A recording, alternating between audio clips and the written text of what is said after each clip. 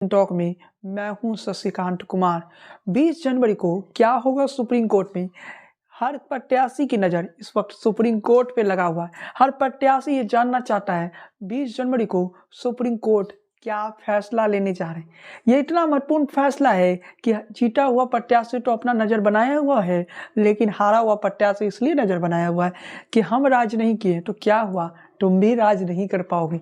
यानी दोनों प्रत्याशी नज़र बनाए हुए हैं। जीते हुए प्रत्याशी कहीं ना कहीं ये सोच रहे हैं कि अगर वो फिर से इलेक्शन होता है तो फिर से नई समीकरण बनाना पड़ेगा, फिर से उन्हें चुनाव लड़ने के लिए उतना ही धन का प्रयोग करना पड़ेगा जितना वो पहले किए।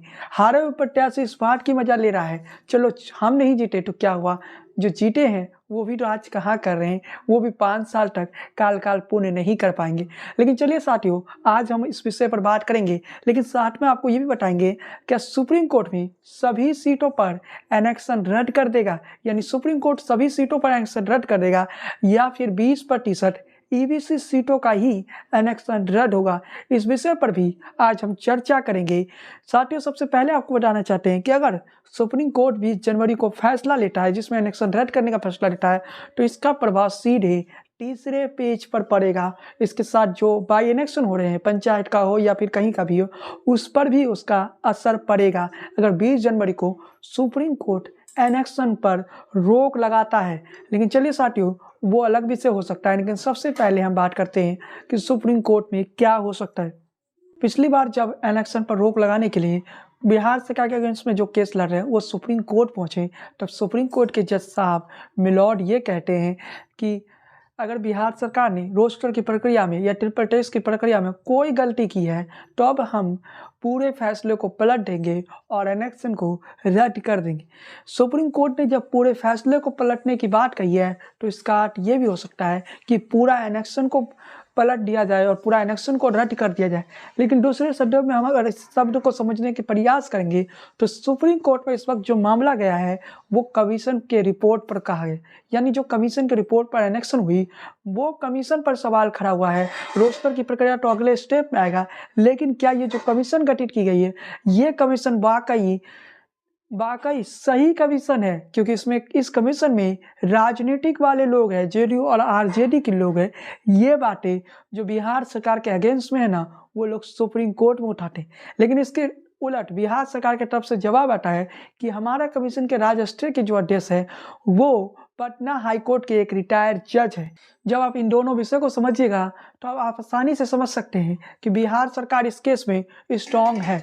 लेकिन साथ में बिहार सरकार के जो लोग हैं, जो हमारे सूट है, वो ये बता रहे हैं कि 20 जनवरी को बिहार सरकार की जीत होगी तो बिहार सरकार अपना पक्ष जो रखेगा, क्योंकि इससे पहले सुप्रीम कोर्ट ने 4 से 5 सप्ताह में बिहार सरकार से जवाब मांगा था, तब तक कमीशन को काम करने से रोका था।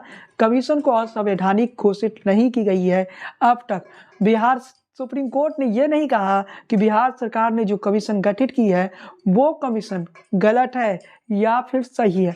सुप्रीम कोर्ट ने कहा पहले हम बिहार सरकार से जवाब मांगते हैं 4 से 5 सप्ताह का। तो 4 से 5 सप्ताह के अंदर सुप्रीम कोर्ट में जब बिहार सरकार यानी 20 जनवरी को जवाब देगी तो वो जवाब ऐसे पब्लिक डोमेन में है, आप सभी पढ़ भी सकते हैं। आगे आने वाले वीडियो में मैं उस जवाब पर भी बात करूंगा जो सुप्रीम कोर्ट में बिहार सरकार दाखिल करने जा रही है। लेकिन सुप्रीम कोर्ट में बिहार सरकार ये बातें कहेगी कि हमने पटना हाई कोर्ट के 19/10/2022 के निर्णय के अनुसार कमेटी का गठित किया है और ये कमीशन जो हमने बनाया ये चोरी छिपे नहीं बनाया, बल्कि पटना हाई कोर्ट में बाकायदा गए 19/10/2022 को और उस दिन पटना हाई कोर्ट ने कहा मिलॉर्ड हम आपकी बातों को मानते हैं। सुप्रीम कोर्ट ने 2010 में जो निर्णय लिया उसी निर्णय के आधार पे हम कमीशन गठित कर दिए हैं। हमारे कमीशन में ये 5 लोग रहेंगे, उन 5 में जेडीयू और आरजेडी के नेताओं का नाम है। लेकिन सवाल ये उठता है कि आगे सुप्रीम कोर्ट में क्या होगा, तो इसका उत्तर बड़ा आसान है। सुप्रीम कोर्ट में आगे क्या हो सकता है? सुप्रीम कोर्ट में ये हो सकता है अगर बिहार सरकार के जवाब से सुप्रीम कोर्ट सर्टिफाइड हो जाती है तो बिहार सरकार के पक्ष में फैसला आएगा। इस वक्त जो बिहार सरकार के लोग हैं वो ये दावे कर रहे हैं कि हम सुप्रीम कोर्ट में केस जीत जाएंगे, जबकि बिहार सरकार के अगेंस्ट में जो लोग केस लड़ रहे हैं वो कह रहे हैं कि हम केस जीत चुके। इसमें सुशील मोदी का रोल महत्वपूर्ण है।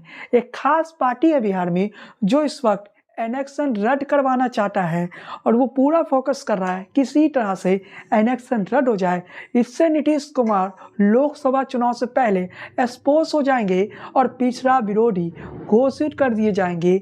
इसलिए एक खास पार्टी चाहता है कि इलेक्शन रद्द हो जाए। सुनील कुमार जो याचिका दायर किए हैं वो अकेले नहीं बल्कि उनके पीछे एक खास पार्टी खड़ा है और कई महत्वपूर्ण लोग खड़े हैं। इसका मतलब आप समझ सकते हैं कि सुनील कुमार अकेले तो ये केस लड़ नहीं रहे और सुनील कुमार को एक मोहरा के तौर पर कुछ खास लोग इस्तेमाल कर रहे हैं या सुनील कुमार अपने राजनीतिक उद्देश्यों के लिए ये काम कर रहे हैं। लेकिन जो भी हो, अगर बिहार सरकार के अगेंस्ट में फैसला आता है तो कहीं ना कहीं राज्य का करोड़ों रुपए बर्बाद हो जाएगा, क्योंकि ट्रिपल टैक्स की प्रक्रिया जो आनंद सिन्हा निजी संस्थान से सर्वे भी करवाया उसमें भी करोड़ों रुपए बिहार सरकार ने फूका है। वो पैसे बिहार के जनता के थे, ना कि किसी के पार्टी या किसी नेता के थे। अगर 20 जनवरी को इलेक्शन रद्द होता है तो नीतीश कुमार के साथ ही विपक्षी पार्टियों को जवाब देना पड़ेगा कि बिहार की जनता का पैसे की जो बर्बादी हुई आप लोगों की राजनीतिक लड़ाई के कारण, कहीं ना कहीं उसके जिम्मेदार आप दोनों होंगे। मैंने जब विपक्षी पार्टी की बात की तो इसमें बीजेपी का नाम मैं लेना नहीं चाहता हूं, लेकिन भारतीय जनता पार्टी भी इलेक्शन रद्द करवाने की बात करी। लेकिन यहाँ भारतीय जनता पार्टी को हम एक चीज़ के लिए क्लीन चिट दे सकते हैं, क्योंकि वो विपक्ष में है तो वो आवाज़ उठाएंगे। लेकिन जो सत्ता में है आरजेडी और जेडीयू, उन्होंने सही तरीके से रोस्टर की प्रक्रिया या ट्रिपल टेस्ट की प्रक्रिया क्यों नहीं करवाई। अगर 20 जनवरी को ये केस में बिहार सरकार की हार होती, खैर इन बातों पर हम चर्चा 20 जनवरी के बाद भी कर सकते हैं। लेकिन अभी हमारे पास जो जानकारी बिहार सरकार से आई है ना, वो ये बता रहे हैं कि नहीं, हम लोग केस जीतेंगे। कई लोग ऐसे हैं जो अक्सर ही महाराष्ट्र का उदाहरण दे देते हैं। महाराष्ट्र पर मैंने वीडियो बनाया था। महाराष्ट्र का जो कहानी है बिहार से बिल्कुल ही अलग है। महाराष्ट्र की कहानी बिहार में रिपीट नहीं होगी। बिहार ने जो ट्रिपल टैक्स की प्रक्रिया करवाया, ऐसा बिहार सरकार के तरफ से कहा गया कि हमने मध्य प्रदेश के तर्ज पर करवाया। यानी बिहार सरकार कह रही है कि हमने तो मध्य प्रदेश के तर्ज पर ट्रिपल टैक्स की प्रक्रिया करवाया है और इलेक्शन करवा रहे। 19/10/2022 को पटना हाईकोर्ट ने भी बिहार सरकार को इस बात के लिए परमिशन दी थी कि आप सुप्रीम कोर्ट के गाइडलाइन के मुताबिक, और पटना हाईकोर्ट ने जो गाइडलाइन तय किया उसी आधार पर ट्रिपल टैक्स की प्रक्रिया करवाएंगे। साथियों, 23 जनवरी को पटना हाईकोर्ट में भी सुनवाई है और 23 जनवरी की सुनवाई भी काफ़ी महत्वपूर्ण हो जाती है। 23 जनवरी को जो पटना हाईकोर्ट में सुनवाई है वो 7 दिसंबर को इससे पहले पटना हाईकोर्ट में होने वाली थी, लेकिन पटना हाईकोर्ट ने ये कह दिया कि पहले सुप्रीम कोर्ट को सुनने देते हैं, उसके बाद हम सुनेंगे। यानी पटना हाईकोर्ट ने ये कह दिया कि पहले सुप्रीम कोर्ट को सुनने दीजिए, उसके बाद हम सुनेंगे। आप समझ सकते हैं कि पटना हाईकोर्ट ने 7 दिसंबर को जो सुनवाई नहीं किया वो 23 जनवरी को करने जा रहा है। लेकिन साफ तौर पर मैं ये कहना चाहता हूँ, पटना हाईकोर्ट की सुनवाई तो बाद में आएगी, लेकिन सबसे ज़्यादा महत्वपूर्ण सुप्रीम कोर्ट की सुनवाई है। अगर सुप्रीम कोर्ट की सुनवाई में बिहार सरकार का फैसला को गलत बता दिया गया तो पटना हाईकोर्ट की सुनवाई जो है ना वो ज़्यादा महत्व नहीं रखता, वहीं पर सारा केस खत्म हो जाएगा। लेकिन अगर सुप्रीम कोर्ट से बिहार सरकार के ट्रिपल टैक्स की प्रक्रिया पर मोहर लग जाता है तो कोई अदालत नहीं रोकेगा। पटना हाईकोर्ट भी उस वक्त वही कहेगा जो सुप्रीम कोर्ट 20 जनवरी को कह दिया। लेकिन साथियों, क्या पूरा चुनाव कैंसिल हो जाएगा या फिर केवल 20% ईबीसी सीटें? सबसे पहले हम आपको बताना चाहते हैं कि इस वक्त जो कहानी है ना वो 20% ईबीसी सीटों के आसपास ही है, क्योंकि ट्रिपल टैक्स की प्रक्रिया ईबीसी सीटों पर हुई है, ना कि बाकी वो 80% सीटें जो कि जनरल थे, महिला आरक्षित थी या ST/ST आरक्षित थी। पटना हाईकोर्ट पर मैं जाता हूँ 19/10/2022 के निर्णय में। तब पटना हाईकोर्ट ने जो मिलॉर्ड थे उन्होंने पूछा था बिहार सरकार के वकील से, इलेक्शन कमीशन के वकील से, हमने तो केवल 20% ईबीसी सीटों पर इलेक्शन रोका है, आपने पूरा इलेक्शन क्यों रोक दिया? तब पटना हाईकोर्ट की तरफ से ये जवाब, तब पटना हाईकोर्ट में बिहार सरकार की तरफ से इलेक्शन कमीशन के जो वकील थे उन्होंने बताया कि पूरा चुनाव एक साथ करवाना इसलिए चाहते हैं जिससे पैसे की बचत हो, यानी पैसे की बर्बादी ना हो, इसलिए हम पूरा चुनाव एक साथ करवाना चाहते हैं। इसका मतलब है कि जो चुनाव कैंसिल होगा वो केवल 20% ईबीसी सीटों पर होगा, ना कि 29% सीटों पर भी होगा जिनका इससे कोई लेना देना नहीं है। इस केस से कोई लेना देना नहीं। अगर कोई सीट महिला आरक्षित है, महिला जनरल सीटें हैं, उन सीटों से कोई लेना देना नहीं है। यहाँ हम ईबीसी महिला सीटों की बात नहीं कर रहे हैं, वहाँ पर कहीं ना कहीं जो महिला आरक्षित है वहाँ पर इलेक्शन रद्द हो जाएगा अगर सुप्रीम कोर्ट ने रद्द किया। लेकिन साथ में आपको बताना चाहते हैं कि 80% सीटों की, जिन सीटों की हम बात कर रहे हैं वो महिला आरक्षित सीट है। इसके अलावा ST/ST आरक्षित सीटें हैं, ST/ST महिला आरक्षित सीटें हैं, जनरल सीटें हैं, महिला जनरल सीटें हैं, जिस पर सुप्रीम कोर्ट में कोई रोक नहीं लगेगा क्योंकि ये मामला सुप्रीम कोर्ट में चल ही नहीं रहा है। ईबीसी सीटों का पूरा मामला है, ना कि उन सीटों का। यानी जो ईबीसी सीटें हैं ना वो महज 20% है। 19/10/2022 को पटना हाईकोर्ट भी सरप्राइज हो गई थी जब बिहार सरकार ने कहा कि हमने पूरे चुनाव को रोक दिया, क्योंकि पटना हाईकोर्ट के जज साहब ने खुद पूछा हमने तो केवल 20% सीटों पर रोका था, आपने पूरे चुनाव को स्थगित क्यों कर दिया।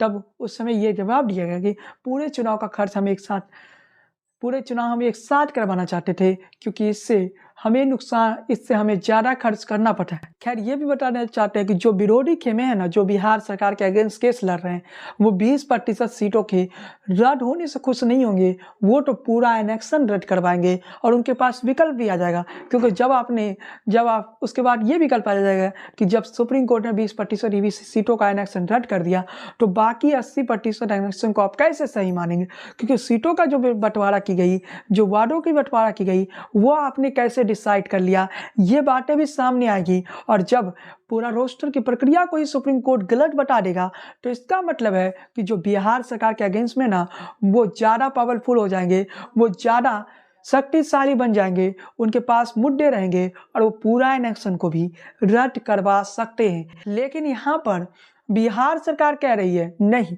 हमने रोस्टर की प्रक्रिया सही तरीके से करवाया है, इसलिए पूरा इलेक्शन रद्द नहीं होगा।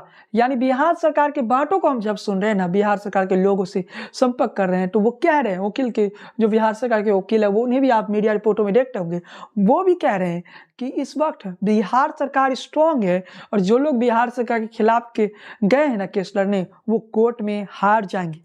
साथियों, विश्लेषण काफ़ी लंबा हो जाता है, लेकिन आपको हम पूरा बात विस्तार से समझाना चाहते हैं, क्योंकि कई चैनल इस मौके का फ़ायदा उठाकर अफवाह भी फैलाते हैं और अफवाह फैलाने में आगे रहते हैं। ये जो मामला महाराष्ट्र से जब बार बार तुलना की जाती है ना, तो ये मामला महाराष्ट्र से बिल्कुल अलग है। ये मामला महाराष्ट्र जैसा नहीं है। महाराष्ट्र पर हमने एक वीडियो बनाया है, वो वीडियो आप इनटॉक पर देख लीजिए। महाराष्ट्र का मामला ना बिहार से बिल्कुल अलग है। एक बात कहना चाहता हूँ, आप निश्चित रहिए, ईबीसी सीट हो या जनरल सीटें हो, वहाँ इलेक्शन रद्द करवाना उतना आसान नहीं होगा, क्योंकि ये कानूनी प्रक्रिया। हो सकता है ये केस 1 साल भी घिस जाए। 20 जनवरी वो अंतिम तारीख नहीं होगा जब इस केस पर कोई फैसला आएगा। हो सकता है ये केस लंबा भी घिस जाए, क्योंकि सुप्रीम कोर्ट में सुनवाई हो रही है। बिहार सरकार पूरी कोशिश में लगी हुई है और कि ये जो मामला है उसमें आप सभी की जीत हो जाए, जो जीते हुए प्रत्याशी हो, यानी बिहार सरकार की जीत हो जाए। और बिहार सरकार के जो हमारे सोर्स हैं ना, वो भी कह रहे हैं कि हम लोग इस लड़ाई को जीतेंगे, हम लोग कोर्ट में केस जीतेंगे। ये बातें बिहार सरकार की तरफ से कही गई। लेकिन हाल में उत्तर प्रदेश की एक फैसला आई, वहाँ पर इलेक्शन नहीं हुआ, ये अच्छी बात है। कोर्ट ने ये कह दिया कि आप ईबीसी सीटों को जनरल करके चुनाव करवाई। वहाँ भी कोर्ट ये नहीं कही कि पूरा सीट का इलेक्शन हम रद्द कर देते। जो एक चैनल फैला रहा है ना झूठ, उससे बचिए। पूरा सीट का इलेक्शन रद्द करना उतना आसान नहीं है। बस 20% सीटों की कहानी है, वो ईबीसी सीटें या फिर ओबीसी सीटों की कहानी है।